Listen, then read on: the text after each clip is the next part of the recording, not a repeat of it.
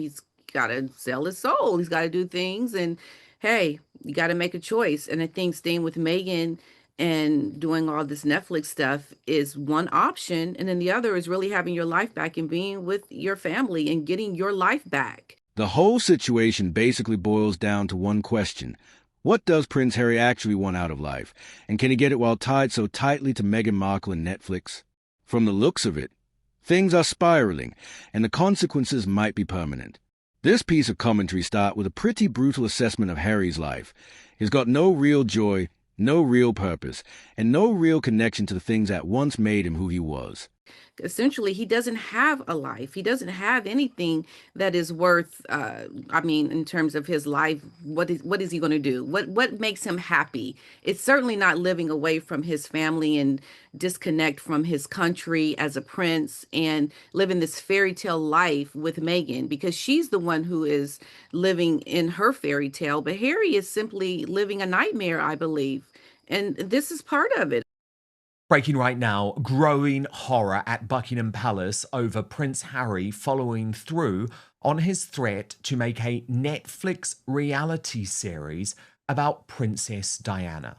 This story has been slightly lost this week amongst the launch of With Love, Meghan Series 2, but it is by far the most painful act that Harry has taken against his brother in recent years. You'll remember at the 20th anniversary of the death of Princess Diana, Harry and William made a solemn vow to each other that they would let Diana rest in peace. They made 2 TV documentary series with the full cooperation and approval of each other, both for the BBC and ITV in the United Kingdom. But that would be all. Harry was fully on board with this plan until he had to secure a first look deal with Netflix, until he had to dangle the little carrot. And even now, Harry is threatening Netflix by saying that if they do not commission the series, he will be able to take it elsewhere. Now, for sources close to Prince William, this is a devastating blow, because the one thing that William hoped that Harry would not trash was his late mother's memory. As according to Taz said, I do not believe that anyone is shocked by this news. I think most people predicted that Harry would always stoop this low. It was just a matter of time. Prince William will be disgusted. Now, P. Dinah, obviously I know William is very much trying not to follow the day-to-day occurrences of what Harry is doing.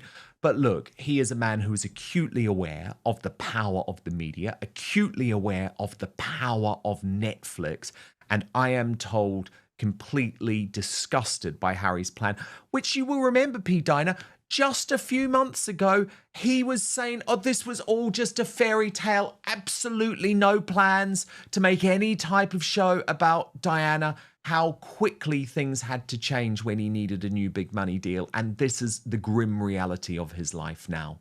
The guy who grew up as a prince in the UK is now stuck in California, wrapped up in deals that don't seem to bring him happiness, and tethered to Meghan's ambitions. The fairy tale Meghan always dreamed of? That's hers. But Harry's happily ever after looks more like a never-ending nightmare. And now comes a bombshell. Harry's planning, or at least threatening, to make a Netflix reality series about Princess Diana. Let that sink in. This isn't just another celebrity project. Yeah, and I think it's going to also be the end of any reconciliation with his Oh, it's family. done. It won't happen. I mean, Harry has really seen that it's tough, it's difficult out there, and he's got to sell his soul. He's got to do things, and hey, you got to make a choice. And I think staying with Megan and doing all this Netflix stuff is one option, and then the other is really having your life back and being with your family and getting your life back. Essentially, he doesn't have a life. He doesn't have anything that is worth, I mean, in terms of his life, what is he going to do? What makes him happy? It's certainly not living away from his family and disconnect from his country as a prince and living this fairy tale life with Meghan, because she's the one who is living in her fairy tale, but Harry is simply living a nightmare, I believe. And this is part of it. I mean, these are the things he's got to make a choice around. And I just can't imagine that it's going to get better. He's got some real choices to make, and either choice is for him not going to be good because for him, I think he needs both. He needs to be able to make money and he needs to be able to have his own sense of life and community back with the things that connects him to who he is as a prince. And Megan doesn't want those things that Harry wants. They're no longer aligned in purpose, as I always say. And this is going to be a disaster for Harry. Harry's life is continually going down the drain. He needs to do something drastic that won't be easy for him to do. And the thing is, P. Diner, that this isn't just the end of reconciliation with Prince William. I think the thing that people are really underestimating here is that the person who is actually even more sensitive than William in regards to major media projects involving Princess Diana is King Charles. He will be regretting, I believe, signing this deal to make a new series with Netflix with Idris Elba. I think he will be regretting that as a result of this decision because Charles was so rocked by the way that Netflix presented him in The Crown, to the point that I revealed at the time, P. Diner, that he had threatened not to turn up to the major David Attenborough Netflix event, which was one of the last big premieres that were attended with William and Harry side by side with their father, if any stars from The Crown were going to appear. And the reason I bring that story up is just to paint a picture of how sensitive Charles is too. And if Harry goes ahead and makes this series about Diana on Netflix, trust me, that's also the end of any reconciliation with Charles as well. Mhm. Yeah, absolutely. So I think Harry is in a position now where uh, he has to really make some very hard choices. And this is what grown-up life is alike. I mean, this is what happens when you do certain things that you regret doing, and now you got to get yourself out of it. And it's not going to be easy to get yourself out of it. I think this is an important time for Harry right now. His relationship with his father is the most important thing. And nothing that Harry is going to do around Meghan and Netflix and all these things are going to be nearly as important as the last days and times that he's going to have with his father. I just feel like this is a very, very pivotal time for Harry, and he's got to make some hard choices. And I don't blame the king. I think he has to tell Harry or put him in a position. I'm not going to be happy with you if certain things happen around Netflix. And this is the life Harry has chosen, and it's a good life lesson for him. But no one's feeling sorry for him. No one really cares about Harry and what he's going to do because either thing that he does, whether it's Netflix and Megan or going back to the royal family, it's going to something's going to end up being a loss for him in a big way. And I think a lot of that is going to be around the children. And it's just a nightmare, I think, for him that he's living. This is why we don't see him, we don't hear anything from him. He's really going down right now. That's a recurring theme here. Betrayal. Harry betrayed William by breaking the Diana Pact. He betrayed Charles by siding with Netflix, the very platform that shredded the monarchy's reputation. He betrayed Tyler Perry by dropping him the moment his brand became inconvenient. And the more this happens, the more obvious it becomes. Harry and Meghan's relationships are transactional. Pete Diner, I also want to talk about this other story which has been buried this week, but I really focused on it last week, as you know, and it's this hate campaign by the Daily Mail against Prince William and Catherine, the Princess of Wales. And it's just continued at pace via their show Palace Confidential, where Richard Kay came on, and this was pointed out very well by Prince William's jaw and Meghan's mole, saying William and Kate have created the sort of slightly faux idea of happy families. They're not overrun with staff, but in fact, these properties will house a nanny and a housekeeper and presumably the protection staff as well. It doesn't look good. And as Meghan's mole put it, how dare William and Catherine be a happy, stable family, and we, the press, can't get any details to destroy their marriage in the press? Effing wankers. Prince William's jaw added, this is why the media is losing its mind. Liz Jones, once their new digs at the end of a long private road, the doors will be firmly shut, with Tessa Dunlop saying, we've lost control of William. Access will be on his terms and his terms only. But it really does feel like this is a campaign, and there has now been a big switch off from this Palace Confidential show. So many people unsubscribing because of this Mail campaign. And it continued this week because do you remember last week they sent out the attack dogs and Amanda Platel and Liz Jones? This week on Palace Confidential, it was Richard Kay and Alison Boshoff leading the charge against William and Catherine. Watch. If you're useful, you're in. If you're not, you're gone.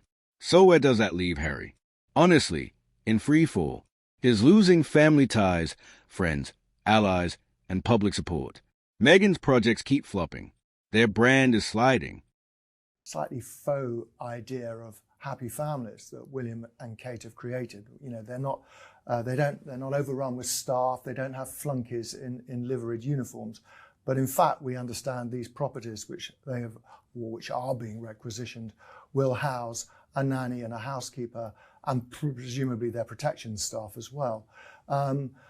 It doesn't look good, but these properties are they're owned by the Crown Estate. The monarch can decide who's in them and who isn't at any one stage, and they'll be accommodated somewhere else. Yeah, I think I read that actually where they've ended up accommodated is nicer.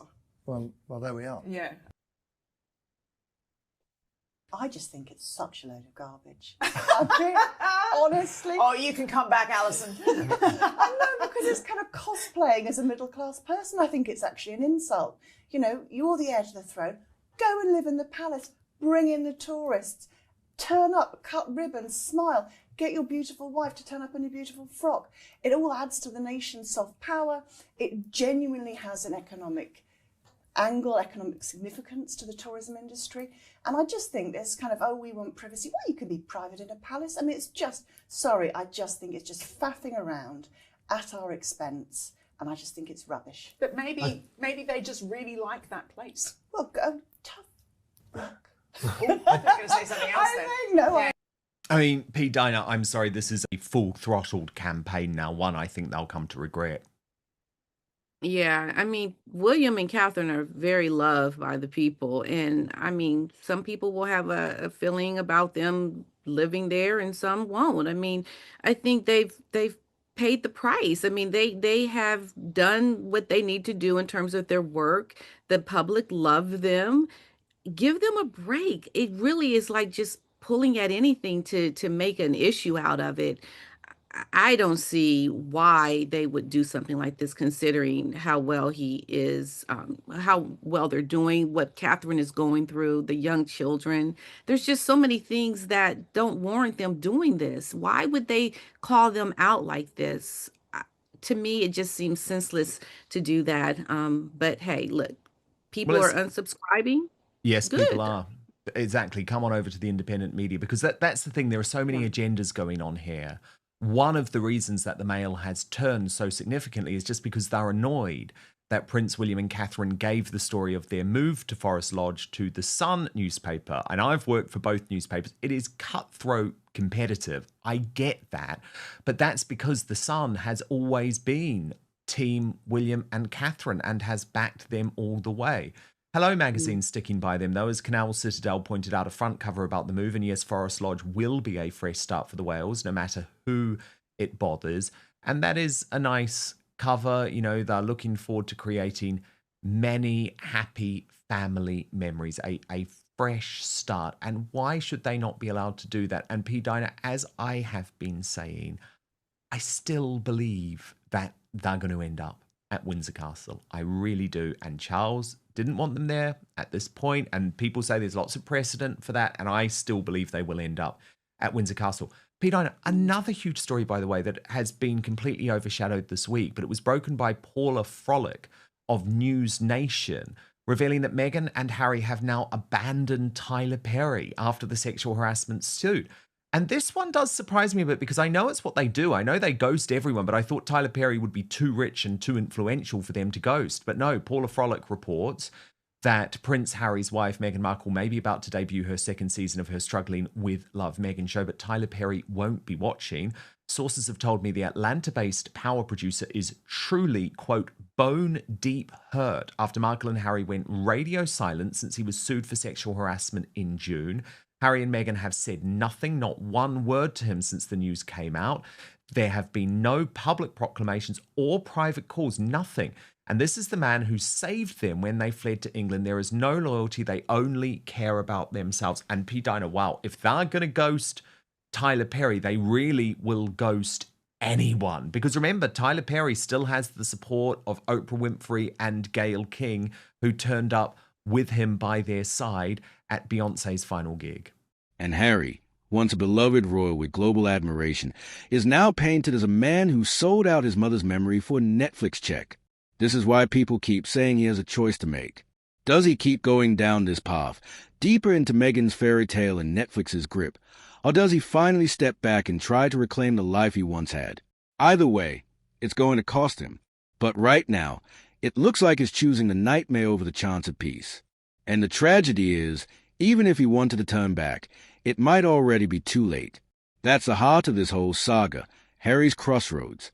On one side, money and Meghan. On the other, family and identity. The problem is, he can't have both, and whichever path he takes, something huge will break. And the saddest part? He seems to be breaking too.